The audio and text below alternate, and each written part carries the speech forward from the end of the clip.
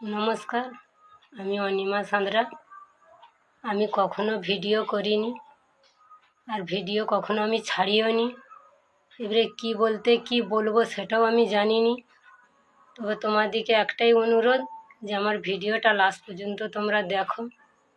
আমি সংসারের পরিস্থিতিতে আমি এই ভিডিওটা বানিয়েছি। আমার সংসারে আমার বড় ছেলে, তার আঁঠুয়ে একটি বন টিউমার হয়। 2 জায়গায় চিকিৎসা করেছি, 2 জায়গায়ই ভুল চিকিৎসা হয়েছে। হওয়ার কারণে তার পাটায় ক্যান্সার হয়ে যেতে কলকাতায় ভর্তি করতে ডাক্তার বলল কেটে ফেলে দিতে হবে। সেই জন্যে তার পাটাকে কেটে বাদ দেওয়া হয়ে গেছে। আগে যে সব চিকিৎসা করেছি, লোকের কাছে কারো কাছে ভিক্ষা মেগেছি, কারো কাছে সাহায্য মেগে আমি চিকিৎসা করেছি। এখন যে কারো কাছে আমি সাহায্য চাইব সেরকমও আর আমাদের আয় নাই। সেই জন্য তোমাদেরকে একটাই অনুরোধ যে এই ভিডিওটা তোমরা লাস্ট পর্যন্ত দেখো, আর এই ভিডিওটা তোমাদের বন্ধু বান্ধব যে যা আছে তাকে দেখানোর সুযোগ করে দাও।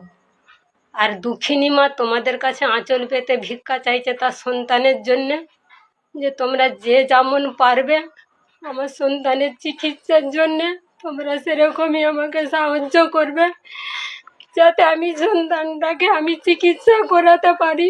আমাদের থাকা বলতে শুধু এই ঘরটুকু, আমাদের আর কিছুই নাই। আমার ছেলেকে যে আমি চিকিৎসা করাবো সেই পয়সাটাও আমাদের নাই। সেই জন্য তোমাদের কাছে দুঃখিনী মা হাত জোড় করে আঁচল পেতে ভিক্ষা চাইছে। এটা ভিক্ষা বললেও বলতে পারো, সাহায্য বললেও বলতে পারো। তোমরা সবাই দুঃখিনী মায়ের আঁচলে কিছু ভিক্ষা দাও, যাতে তার সন্তানকে সে চিকিৎসা করাতে পারে। আমার এইটাই অনুরোধ। যদি আমার ভিডিওয় কোনো ভুল ত্রুটি হয়ে থাকে তোমরা আমাকে ক্ষমা করে দিবে। আমি কখনো তো ভিডিও ছাড়িনি, ভিডিও জানিনি ছাড়তে কেমন করে হয়।